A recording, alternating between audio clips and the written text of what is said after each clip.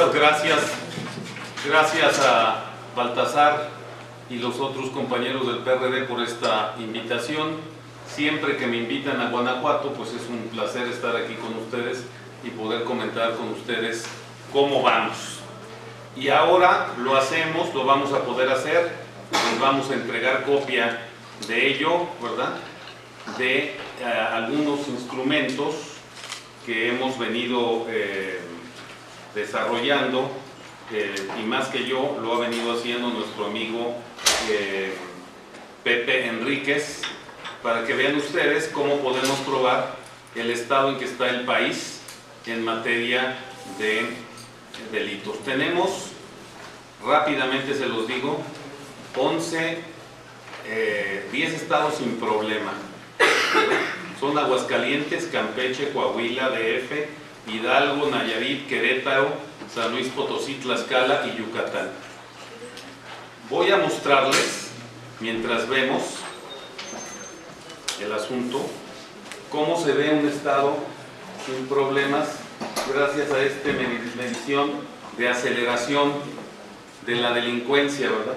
Los colores verdes son menos 25% por abajo de la media nacional, los anaranjados son en la media nacional y los morados son por arriba de la media nacional.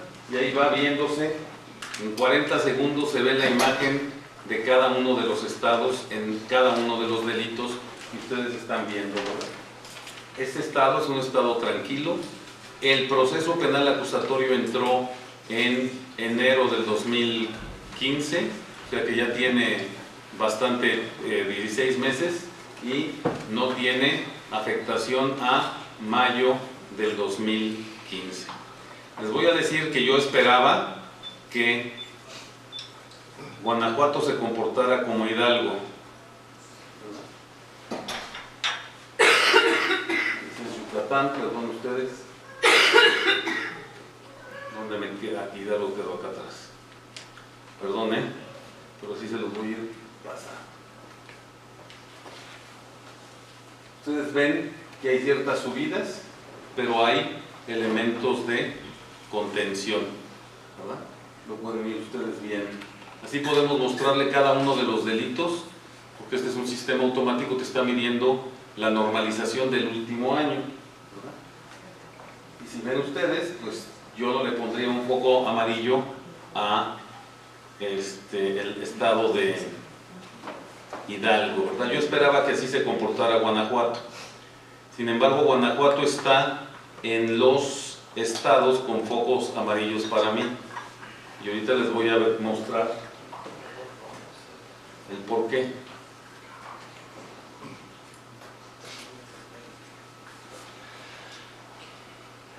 Se ve mejor.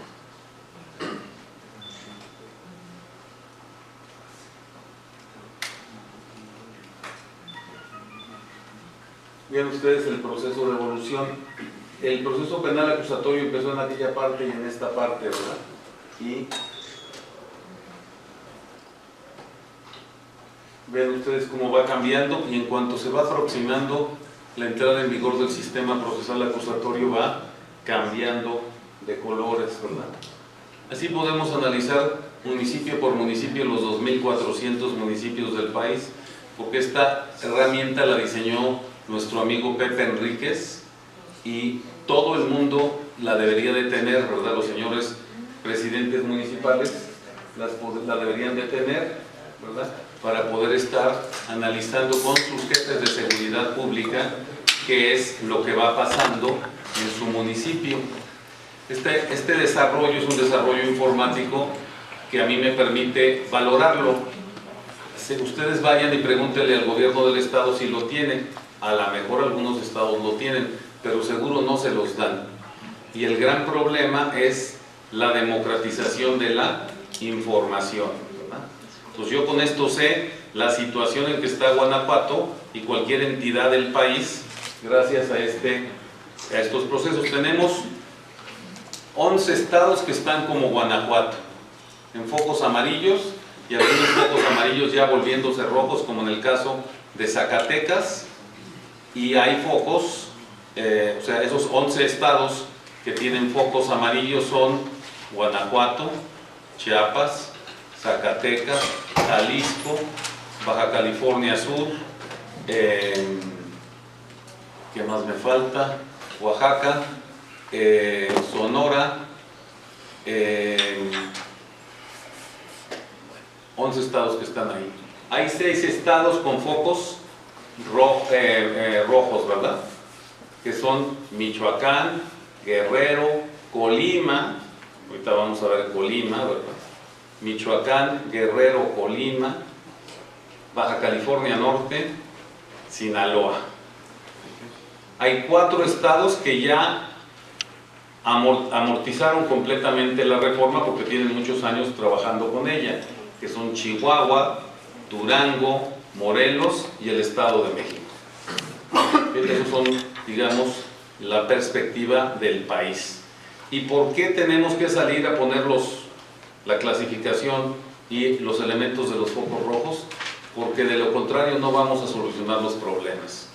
Miren ustedes, recientemente una persona subrayó que era mejor el sistema procesal acusatorio, en eso estamos de acuerdo, porque nos da transparencia.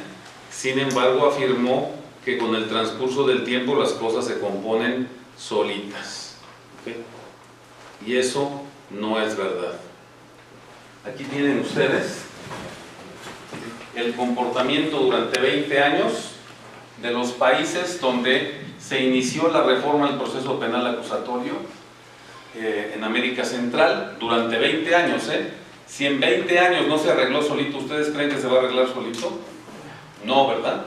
Se requiere de acciones concretas para arreglarlo. Y aquí lo tienen, miren. Este es Salvador, ¿verdad? Después de 20 años el homicidio en Salvador llegó a 104.2 homicidios por cada 100,000 habitantes. Eso significa 7 veces más que en México. Honduras, si ven el comportamiento, bajó a 57.5 homicidios por cada 100,000 habitantes, pero vean la curva que trae, nunca bajó de 30 homicidios por cada 100,000 habitantes. Con unas acciones han mejorado, bajado de 80 y tantos a 57, pero 57 homicidios es como el estado de Guerrero reproducido en todo el país, ¿verdad? Es generalizado el proceso de violencia en Honduras. Guatemala, que está aquí, tienen 33 homicidios por cada 100,000 habitantes y ha subido con esta curva que ustedes ven ahí. Es decir, las cosas no se arreglaron solitas. Pero además, fíjense bien, el código Binder, que ahorita vamos a explicar qué cosa es, el código de Guatemala, modelo 1994, que es un código que tiene una función que dice todo debe ser interpretado a favor del imputado. Si eso es lo que le enseñan a los jueces, eso es lo que el sistema produce. Un modelo hipergarantista a favor del imputado. Pues ustedes lo ven aquí, Nicaragua, ¿okay?, y Costa Rica son 2 estados que sí lograron controlar la delincuencia por distintas razones, ¿verdad? Y en eso sí, el sistema se equilibró, uno con 11.9 y el otro con 6.8, y están en esta franja. Vean que nunca subió. ¿Por qué? Porque la policía de Nicaragua es extraordinariamente buena, es la menos corrupta de América Latina, y fue formada por la participación de grupos.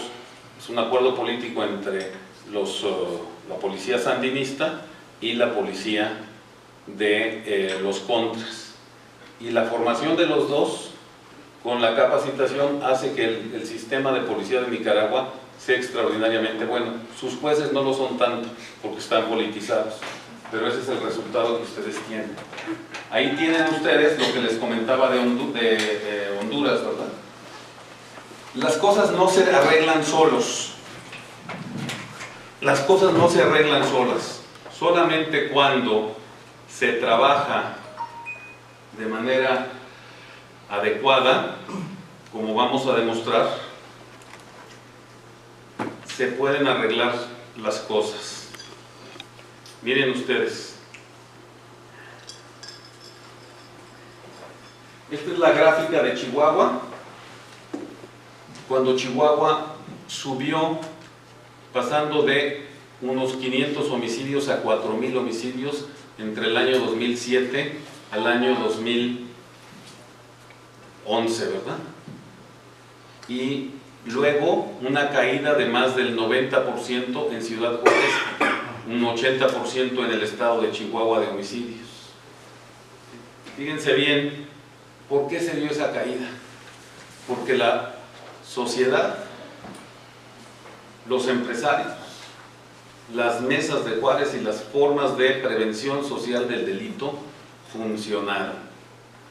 90% en la reducción, pero la caída no se dio sola, no vino el Espíritu Santo a hacerla, ¿verdad? Es resultado de un proceso de presión social para que eso sucediera, ¿verdad? Fíjense bien, ahí lo tienen, ustedes tienen ahí el número de homicidios en relación con las condenas por homicidio intencional. Y ven ustedes cómo en el 2003 había 473 con 270 condenados por homicidio. En el 2007, ya cuando estaban empezando con el hipergarantismo en Chihuahua, hubo 700 homicidios, pero todavía hubo 220 sentencias. Claro, la mayoría de esas sentencias eran del sistema mixto, venían siendo producidas, porque coexisten los dos sistemas al mismo tiempo. Y en el año 2010, ustedes ven 4,000 homicidios y 127 sentencias por homicidio. Fíjense bien, ¿cuál es la hipótesis de trabajo de la Constitución? Y esa no está inventada, o sea, está en la Constitución misma, ¿okay? Y es muy importante que la veamos.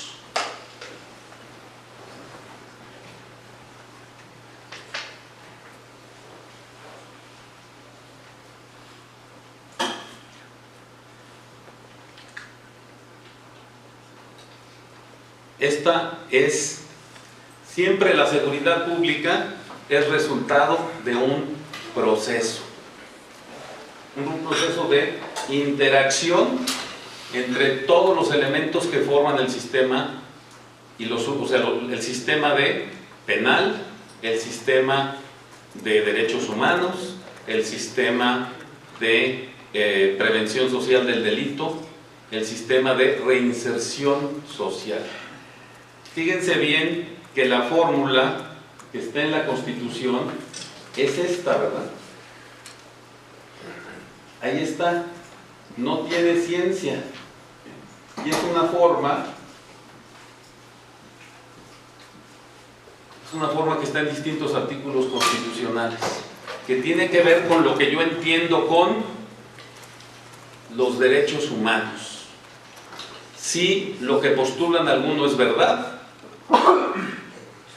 como el artículo y como la visión hipergarantista que dice que el imputado solamente tiene derechos, el imputado, en un cuadrante, lo que voy a producir es una cosa.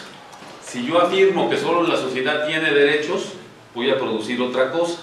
Y si yo afirmo que todo el mundo tiene derechos, que tiene derecho el imputado, que tiene derechos la víctima y que tiene derechos la sociedad, y que todo eso tiene que ver con el modelo de justicia penal, produciré otro resultado. Entonces, no es un asunto casual. Fíjense la fórmula. La fórmula es que la responsabilidad penal, es decir, la culpabilidad en un Estado de Derecho, es siempre resultado de la capacidad de acción de la acusación, es decir, la correcta investigación del delito por parte de las policías, de los ministerios públicos, con el apoyo de los peritos y de las víctimas, ¿verdad? A esto requieres un modelo de defensa. Tiene que haber una defensa de los imputados, desde luego, pero también tiene que haber un correcto tratamiento de los elementos por parte de los jueces. Si eso no se da, vamos a tener graves problemas. Si a la responsabilidad a la culpabilidad de las personas obtenidas en un proceso equitativo.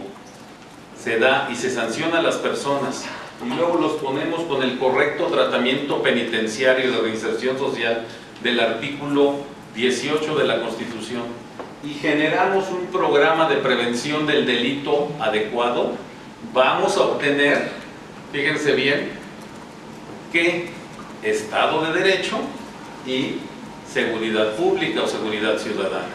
Es la fórmula que está en la Constitución, ¿verdad? Entonces, déjenme mostrarles, ¿okay?, a lo que me estoy refiriendo. Si yo altero la fórmula constitucional y hago lo que, fíjense bien, lo que dice Alberto Binder, el creador del modelo procesal acusatorio latinoamericano. Binder no es un garantista, Binder es un abolicionista penal. ¿Sí? Déjenme explicarles qué cosa es un abolicionista penal. Una persona que cree que debe desaparecer el derecho penal, que no tiene ninguna razón de ser ni la cárcel, ni tiene ninguna razón de ser ninguna de las medidas penales. El abolicionismo penal, como ustedes saben, fue postulado por Neil Christie y un amigo nuestro que es Luke Hulsman, ¿verdad? Y decía que debería desaparecer todo el sistema penal. Bueno, platicando hace un mes con Luigi Ferrajoli y luego le pedí que mandara una presentación a la conferencia, dijo con toda claridad, les recomiendo que vean a lo mejor ahorita lo pasamos para que ustedes lo vean en YouTube, ¿verdad? Al final se los dejamos aquí, el que no se aburra, ¿verdad? Son 10 minutitos donde Luigi Ferrajoli con toda precisión dice lo que es el garantismo penal y dice frases contundentes y lapidarias. El abolicionismo penal conduce a la barbarie, ¿verdad? Que es exactamente lo que pasó en Ciudad Juárez con los abolicionistas penales disfrazados de garantistas enseñados a los jueces. Y ahorita se los voy a explicar el por qué. El abolicionismo penal, o sea, Luigi Ferrajoli dice, yo postulé una teoría de derecho garantista, ¿verdad? Con un derecho penal mínimo. Y el derecho penal mínimo, ¿qué quiere decir? Que debo utilizar el derecho penal para los delitos más graves: homicidio, secuestro, violación, delincuencia organizada. Lo mínimo para los otros elementos, que la prisión tiene que ser administrada con rigor, pero con no excesivo, ¿verdad? Que debe haber programas de prevención social del delito, que debe haber un correcto tratamiento penitenciario. Si hago eso, el resultado del producto va a ser seguridad pública y justicia. Pero ¿qué problema hubo, verdad? Quien hizo el modelo Chihuahua, quien hizo el modelo Durango, quien hizo el modelo Morelos y quien entrenó a los jueces de Michoacán son los hipergarantistas. Y eso me va a afectar completamente el resultado del sistema, porque me están liberando a los secuestradores y a los homicidas a pesar de que se los estás probando, ¿verdad? Entonces, en el fondo no es un problema de garantismo, es un problema de abolicionismo penal. Ustedes tienen que leer, si lo quieren hacer directamente, háganlo, los libros de Binder y van a encontrar una nota en el libro de Binder que dice que el derecho penal no sirve para nada, que el derecho penal ha producido más daños que beneficios. Así lo dice literalmente. En el fondo ahí confiesa, cuando uno escribe 1000 páginas, ¿verdad? Les aseguro que en alguna de las 1000 páginas va a sacar todo lo que trae adentro, ¿verdad? Igual que cuando oye uno a Corcuera Cabezut en unas conferencias, cuando lo presiona, ¿verdad? Dice, es que yo no creo en la cárcel. Bueno, pues eso es un ¿qué? Abolicionismo penal, ¿verdad? Lo que dice la Constitución y lo que dicen todos los instrumentos internacionales, las sentencias de la Corte Europea y de las sentencias de la Corte Interamericana, es que las víctimas tienen derecho a la justicia y a la verdad y a la reparación del daño. Eso dicen las sentencias, ¿verdad? ¿Y cómo se hace eso? Pues mediante un juicio en el que con todas las garantías una persona sea sancionada por, ¿verdad? Una persona sea sancionada en un modelo procesal acusatorio, pero en el cual todas las partes tienen derechos, no nada más los imputados. Bueno, esto lo podemos relacionar desde luego, y ahorita le vamos a preguntar a ustedes, que tienen la información más fresca que yo, ¿verdad? ¿Qué está pasando en el estado de Guanajuato? ¿Verdad? Vamos a preguntar al señor presidente municipal y a todos los demás de ustedes que tienen que ver con estos elementos. Yo solo les paso estas gráficas que son del Sistema Nacional de Seguridad Pública, es decir, los datos del Estado. Déjenme reducirlo un poco para que lo podamos ver todos juntos. Ahí lo tienen. En Guanajuato vivían en el año 2007 como si estuvieran en Europa, con entre 3 y 5 homicidios por cada 100,000 habitantes. Esa era la tasa con la cual vivían. ¿Okay? Hoy tienen una tasa que rebasa la del país, con 16 o 17 homicidios por cada 100,000 habitantes. Es como si hubieran trasladado Guanajuato de Europa a Centroamérica. ¿Okay? Ahí tienen esas cifras, no mienten, no son mías, ¿verdad? Las analiza mi amigo Pepe, pero están ahí, ¿verdad? Ahí se los dice. Ahora,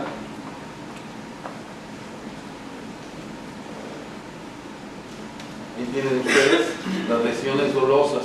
Tienen un grave problema en el estado de lesión dolosa porque no han sido capaces de implementar programas de prevención de la violencia.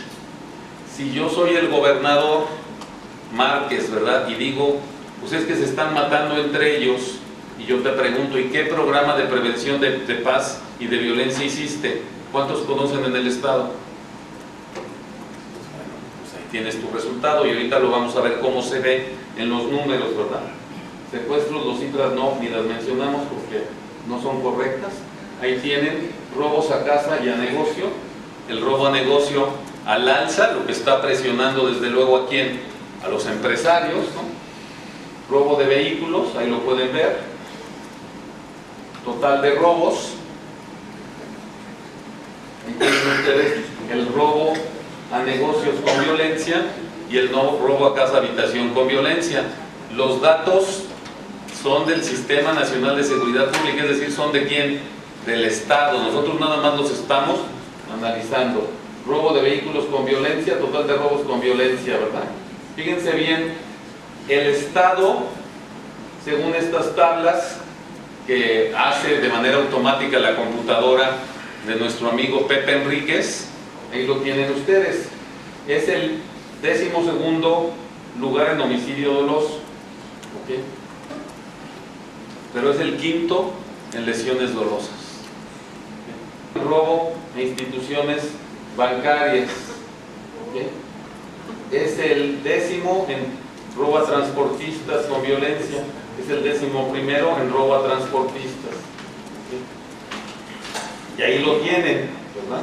Fíjense bien, esa es la gráfica de, esperemos que el año próximo que me inviten y venga a dar la conferencia ya no estemos en los mismos parámetros porque hayan entendido qué hacer, ¿verdad? Pero ahí tienen los homicidios, ¿ok? Aquí, lo que es clarísimo, ¿verdad?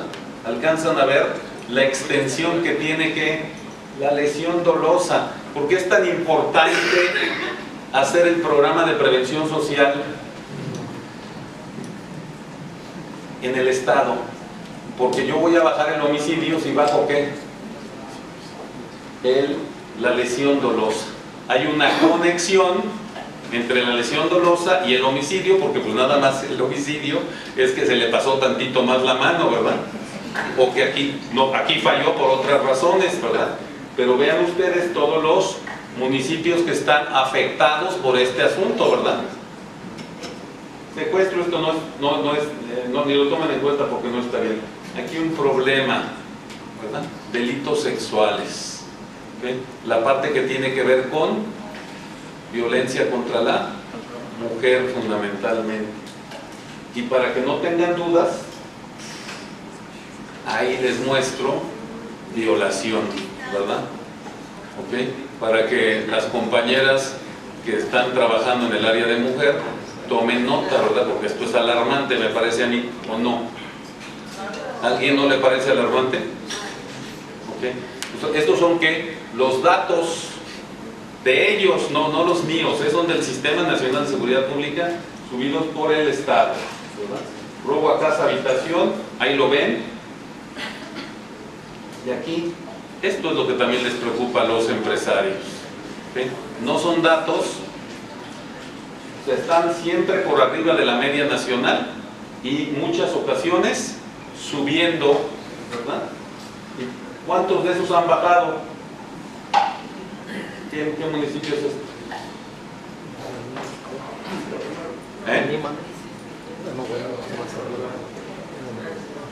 ¿Lo alcanzan a ver? No sé qué municipio es, pero ahorita lo podemos investigar. ¿Okay? Bueno, robo de vehículos, ¿okay? Robo a casa, habitación con violencia, robo de negocio con violencia. ¿Qué corredores? El corredor industrial. ¿Verdad?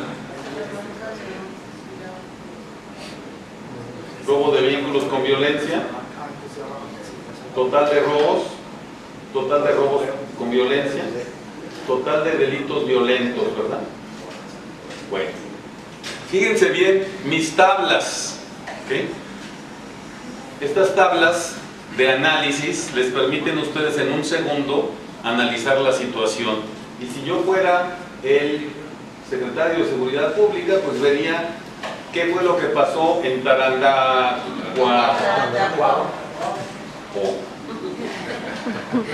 ¿Por qué hubo un 300% de aumento en el homicidio? Yo no sé qué pasó, pero para mí, ¿qué foco hay ahí? Un foco rojo. Yo soy el jefe de seguridad pública y lo menos que hago es que pido un reporte de lo que pasó en ese lugar, ¿verdad? Salvatierra subió un 100%, Villagrán sigue muy alto, ¿verdad? Coroneo, Pénjamo, Marabatío, ahí lo ven ustedes. El homicidio subió en 24 de los 46 municipios del estado, ¿verdad? Y ahí están los datos. Esto es lo que me permite a mí analizar los datos. Puedo ir delito por delito para que vean ustedes las lesiones dolosas. ¿Qué municipio es el que tiene los más altos? Capital. La capital, ¿verdad? San Miguel Allende, Salamanca, Irapuato. Estas no son las pequeñas ciudades, ¿verdad? No. Estas son las grandes ciudades del estado que no tienen programas de prevención social de la violencia, ¿verdad? Ahí está León, para que ustedes los vean. Les voy a dar todos estos elementos porque ustedes pueden llegar a mejores conclusiones que yo, porque ustedes viven ahí, ¿verdad? Y lo que tiene que hacer es un presidente municipal, lo que tendría que hacer el gobierno es mandarles estas estadísticas para que cada presidencia municipal las pudiera analizar, ¿verdad? Ahí están todas estas, ¿no? Secuestros, esto no es cierto porque requiere la información de los otros elementos. Extorsiones, delitos sexuales. El primero es Guanajuato, Marabatío, Santa Catalina, en fin. En esto merece un programa absolutamente de estos y delitos, todos y delitos sexuales, violaciones. Otra vez el primer lugar, ¿cuál es? Guanajuato. Entonces aquí tiene que actuarse decididamente ahí, ¿verdad? Bueno, está toda la información. Déjenme decirles, si ustedes ven el comportamiento, vamos a verlo aquí al inicio.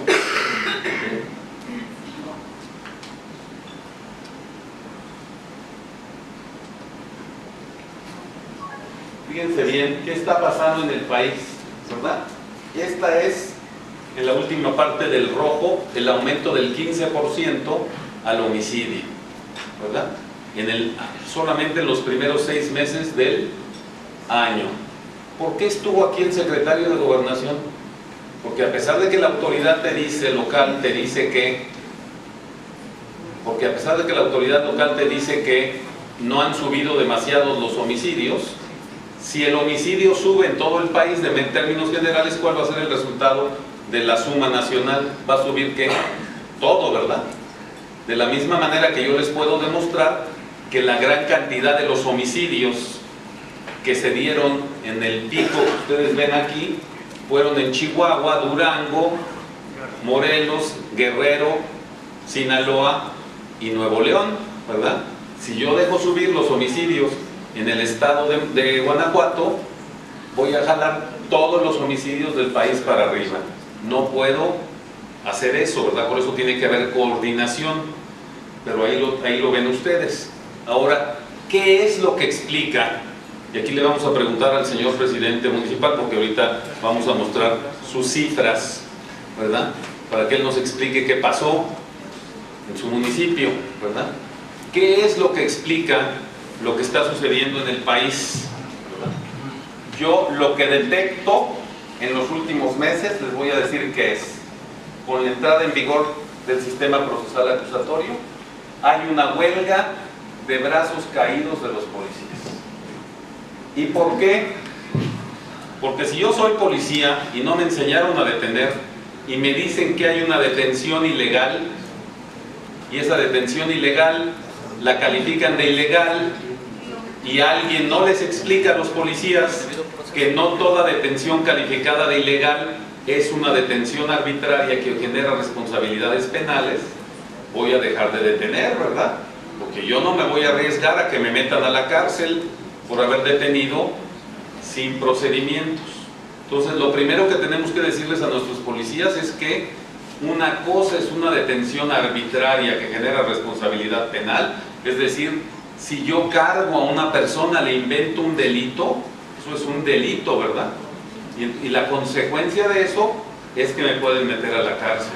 Sin embargo, si yo detengo a una persona en flagrancia en el momento de estar cometiendo el delito o inmediatamente después, y a esa persona le leo los derechos con propiedad, le digo, lo estoy deteniendo por el robo de tal objeto, tiene usted derecho a declarar o guardar silencio, todo lo que diga puede ser usado en su contra, tiene usted derecho a llamar a un abogado, y lo llevo de manera inmediata frente al Ministerio Público, aunque en el camino, ¿verdad?, se ponche la llanta de mi patrulla o haya un elemento que haga que el juez considere que fue una detención que tardó demasiado, pero yo no puedo ser acusado penalmente por un delito, ¿verdad?, aun cuando me haya tardado más, porque la detención no fue arbitraria.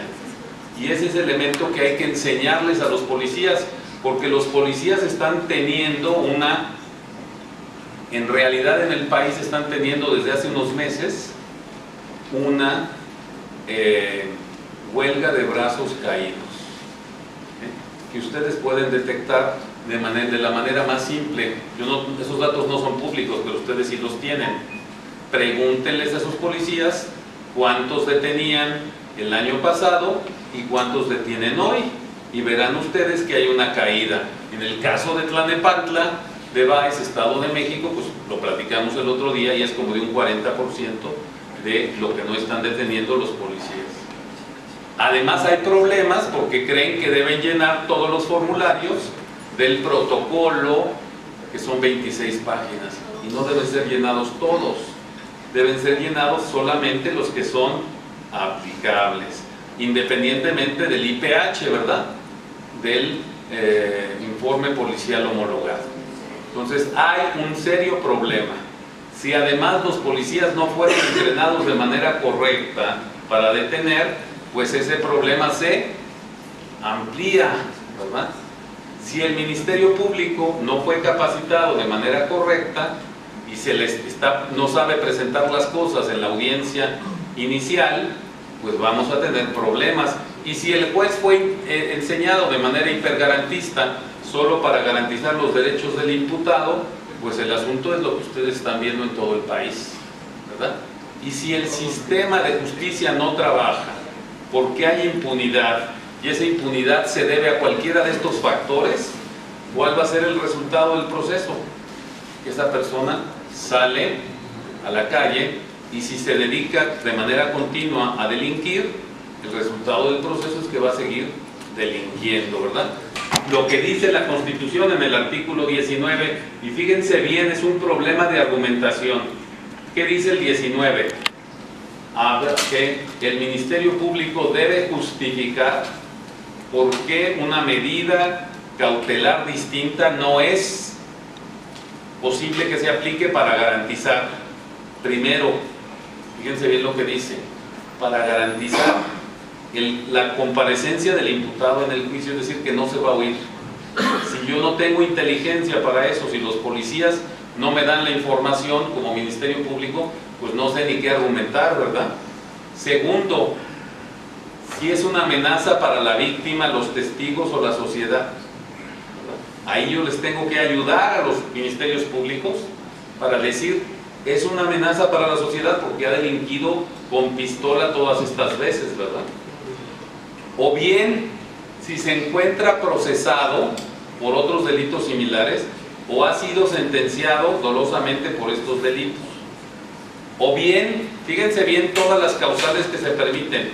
Hay prisión preventiva oficiosa cuando, primero, se trata de homicidio, se trata de trata de personas, secuestro, violación, o bien si ha cometido el delito con medios violentos como armas y explosivos. Pero ¿quién le tiene que pedir al juez que aplique eso? El Ministerio Público o la víctima, ¿verdad? También la víctima lo puede hacer. Si yo no tengo entrenados a los asistentes victimales para que en las ocasiones que se necesite se pueda hacer, ahí está. Por ejemplo, un delito de violencia familiar donde el marido golpeó a la esposa. ¿Puedo argumentar que se trata de un delito de prisión preventiva oficiosa? Sí, si fue violento, ¿verdad? Todos los delitos de ese asunto son por naturaleza, ¿qué? Violentos, ¿verdad? Pero ¿quién tiene que argumentarlo? El Ministerio Público.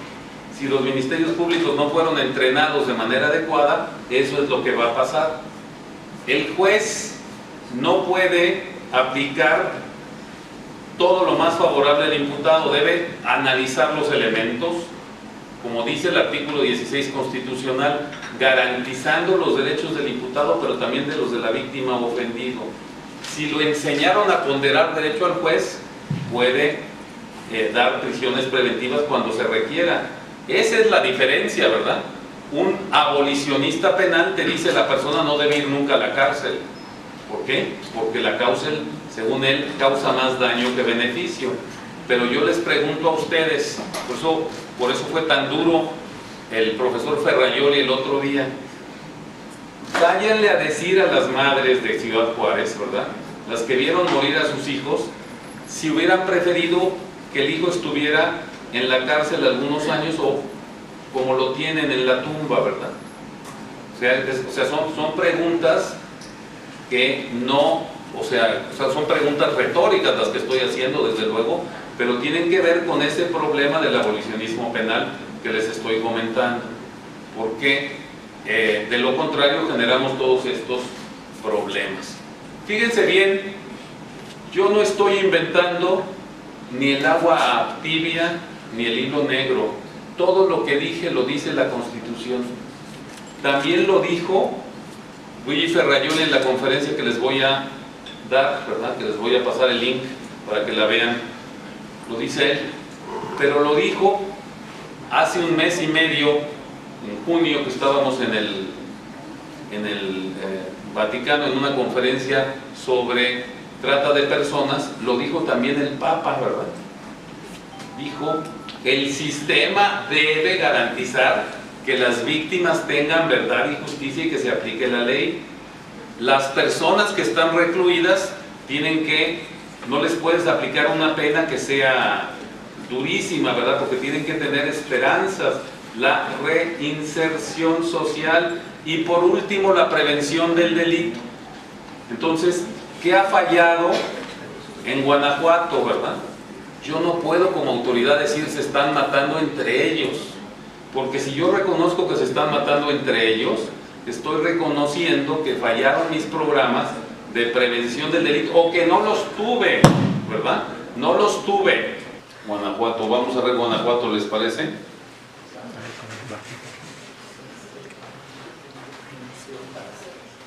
Lo vamos a ver juntos porque yo les voy a dejar todos estos datos que hace mi amigo Pepe Enríquez, ¿verdad? Pero para que vean, déjenme decirles que estos datos son los del Sistema Nacional de Seguridad Pública. Lo que mi amigo inventó fue una genialidad, ¿verdad? Porque antes nos costaba meses ir para analizar un solo municipio. Y esto nos lo da Pepe Enríquez a los que, o sea, como aportación, a nosotros nos los da, a mí me lo da 2 días después de que se publican los datos en el Sistema Nacional de Seguridad Pública. Yo ya tengo todo analizado el país y me puedo meter a cada uno de estos elementos que están ustedes viéndolos ahí. Le voy a hacer promoción porque no es para mí sino para él, ¿verdad? El costo de esto es verdaderamente ridículo, ¿verdad? Que puede ser de 500 pesos por municipio, ¿verdad? Claro, porque es automatizado. Él se los puede vender en 500 pesos por municipio porque está automatizado, ya te entrega en 1 minuto, te saca el análisis completo, ¿verdad? Y tú tienes capacidad de gestión, ¿verdad? En el caso del Estado de México, por ejemplo, la Procuraduría se los compra todo el Estado de México por 30,000 pesos. Le cuesta más caro al Estado poner a una persona a hacerlo, porque aquí es una computadora que ya está diseñada para sacártelo, ¿verdad? Y te lo da en unas horas, ¿ok? Entonces, el que quiera, yo se los voy a dejar aquí, el que quiera le habla a Pepe y puede tener un trabajo con él. Es muy importante y ahorita van a ver por qué. Porque nosotros, como vieron, tenemos aceleradores, ¿verdad? Veamos, homicidios, también van bien en Guanajuato, ¿verdad? En Guanajuato ven qué está pasando. Fíjense bien, Guanajuato está, el que vive en Guanajuato es como si viviera entre Europa y Estados Unidos, ¿okay? Con una tasa de 4.33, en Europa la media es de 3.2. Entonces es como si viviera en Europa, entre Europa y Estados Unidos, ¿no? Ahí lo tienen ustedes. ¿Sí? Lesión dolosa, coco de nuevo, ¿verdad? ¿Qué quiere decir? Que los programas de prevención social del delito no están funcionando, ¿verdad? Siguen siendo muy altos. Miren, el país, el Estado, la ciudad de Guanajuato está por arriba. Entonces es urgente que el alcalde trabaje en estos elementos, ¿verdad? Secuestro, aquí tenemos un problema. Esta tasa del mes, de 3 meses es altísima. La media nacional es de 0.75 y ahí están reconocidos que en ese mes algo pasó. Quién sabe cuántos eventos hubo, ¿verdad? Ahí lo tienen el pico, como se ve. ¿Sí? Ahora, robo a casa habitación, lo tienen estable, y lo ven. Robo a negocio no lo tienen estable, más o menos, pero sí con cierta tendencia al alta, ¿verdad? Robo de vehículos no está mal, no es de piquito nada más. Total de robos. Robo a casa habitación con violencia. Hay una ligera... Estos son lo que nosotros llamamos aceleradores. Si yo soy un presidente municipal y le compro a Pepe Enríquez en 500 pesos mi hoja y me lo da así analizado, ¿a mí para qué me sirve esto? Para que yo llame al jefe de la policía con el sistema que Julián inventó, que se llama Comcast, el mismo que usó Marcelo Ebrard en los tiempos que estuvo ahí. ¿Qué es eso, verdad? El análisis de datos, ellos los hacían mes por mes. Si yo los puedo tener, digo semana por semana, si yo los puedo tener mes con mes, ¿qué me permite hacer con estos datos? A ver, dime qué está pasando, ¿verdad? Si yo fuera el jefe de seguridad pública del estado de Guanajuato, con este sistema, ¿qué hago? Le hablo al alcalde, ¿verdad? En este caso de Guanajuato, y le digo, oye, ¿cómo, por qué te están pagando en el robo de negocio con violencia, lo estás aumentando aunque sea un poco, ¿verdad? De manera inmediata pongo los preventores, llamo por teléfono, le digo al jefe de la policía, mándame un informe para que me digas qué está pasando en ese municipio, ¿verdad? ¿Sí? Es una ligera, pero si yo estoy monitoreando, ¿alcanzan a ver el acelerador? ¿Verdad? Ahí ven cómo se comporta y de repente la aceleración. ¿Qué quiere decir? Que me están pegando en el municipio. Entonces, con este sistema, que es un sistema Comcast, así lo llamó Giuliani, te permite ir y analizarlo, ¿verdad? Esto lo deberían de tener todos los presidentes municipales del país, ¿verdad? Todos los jefes de policías y todos los secretarios de seguridad pública del país.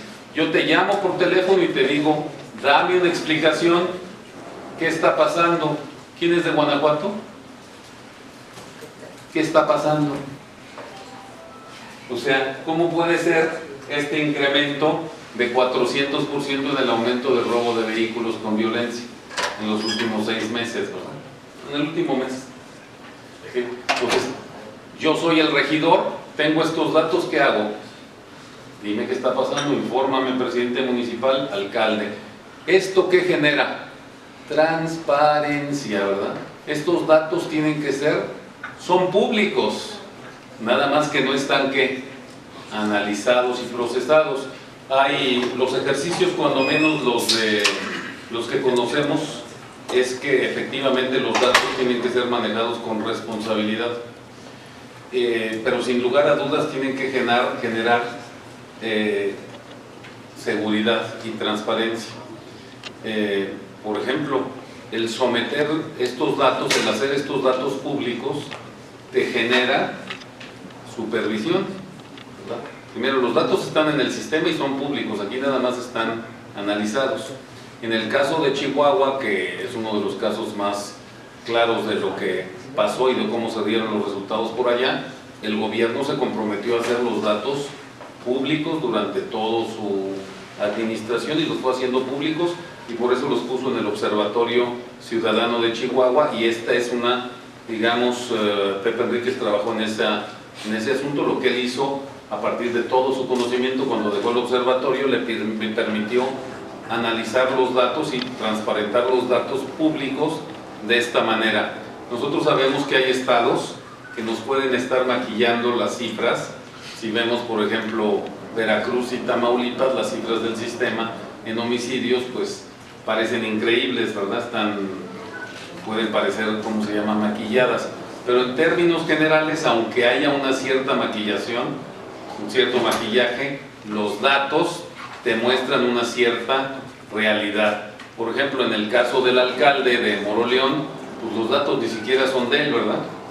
Los datos son de la Procuraduría, así que él no tendría capacidad de maquillaje de estos datos que tienen que ver con denuncias, ¿no? Y ahí están.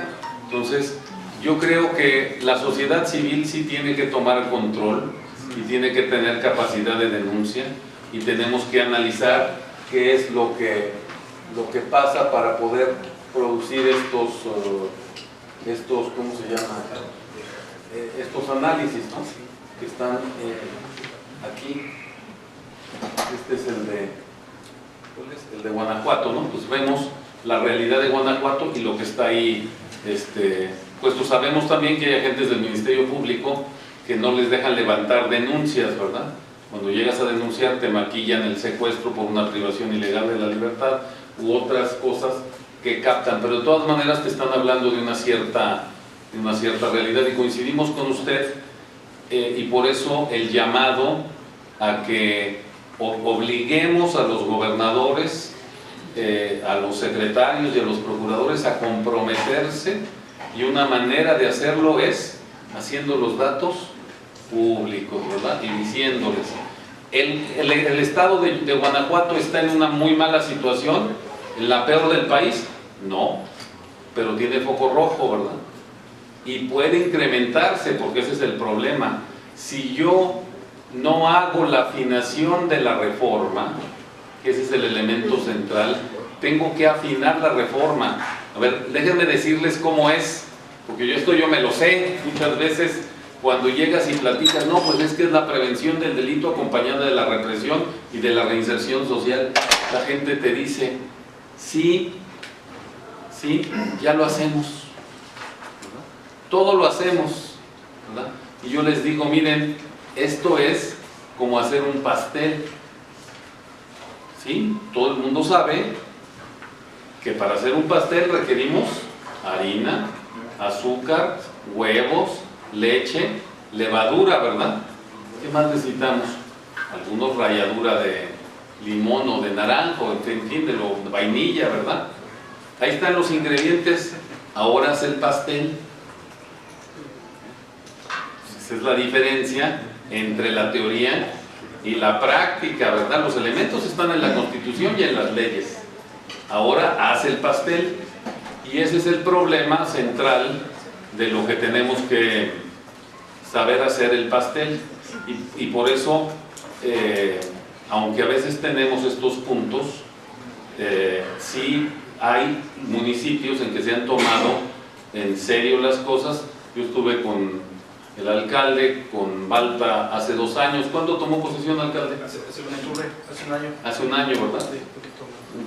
Estuvimos hablando de estas cosas y déjenme decirles que de manera inmediata impactan. Les voy a mostrar, y con esto termino. Fíjense bien, una gran sorpresa para mí, ¿verdad? El municipio de el estado de Morelos, una sorpresa favorable, ¿verdad?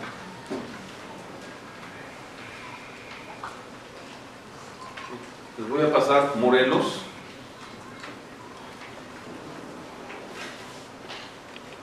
Ustedes me van a decir qué ven, qué es lo que más les sorprende.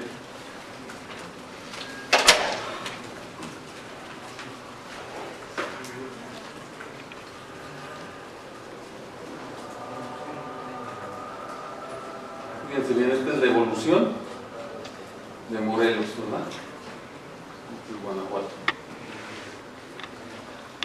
Aquí está Morelos.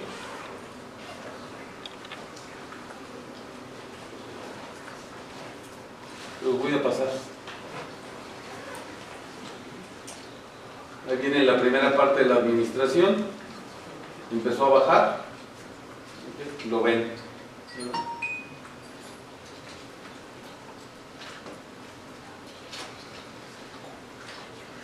Y cuando hablamos la vez pasada, comentamos de este caso, pero no estaba documentado como lo van a ver hoy. Ahí empieza de nuevo a crecerle a Graco por las tesis de la Suprema Corte de Justicia garantistas. Pero hay un municipio pegado a Cuernavaca que siempre está ¿de qué color? Verde, ¿verdad? ¿Ese qué municipio es? Jiutepec. Jiutepec, Morelos. Cuando lo vimos, a mí me dio gran gusto porque yo trabajé con la alcaldesa de Jiutepec en el año 2012, a partir de 2012 y 2013 y hasta 2014, por 1 año y unos meses, en su programa de prevención del delito. Ahorita les voy a decir, se lo he platicado al alcalde, en qué consistió. Rápidamente se los muestro y con esto termino.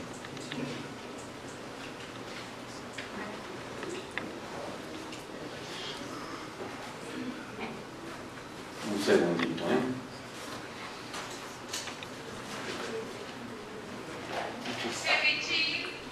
Aquí tienen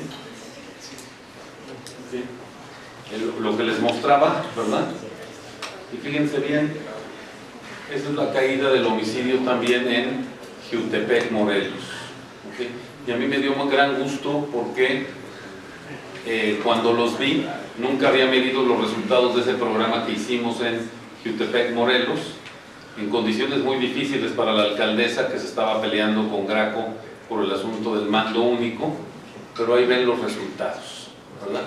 ¿En qué consistió el programa? Simplemente en enseñar, como les dije la vez pasada, a todos los funcionarios del gobierno municipal de Jiutepec en dónde estaban la capacidad de obtener información para lograr el resultado de disminuir la criminalidad. Más un elemento que con gusto hicimos, que con nuestro equipo de trabajo, y a pesar de que no nos lo habían pagado, porque no había dinero para eso, sino para prevención, con todas esas estrategias, y para probar que la prevención sin la rueda de la represión no sirve, le dije a la maestra: yo le voy a capacitar a todos sus policías. Si Graco quiere su mando único, déle su mando único, nosotros le capacitamos a lo que le quede, ¿verdad?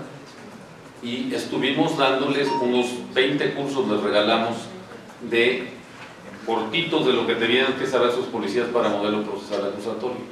Y ahí está la caída prácticamente en todos los delitos durante esa administración. ¿Cómo se explica? Muy sencillo.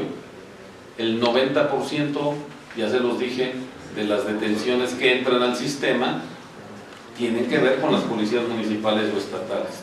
Si estas están capacitadas para detener propiamente y leer los derechos, uno supone que el restante del sistema funciona, y si eso funciona, genera el movimiento de la rueda que decían los italianos.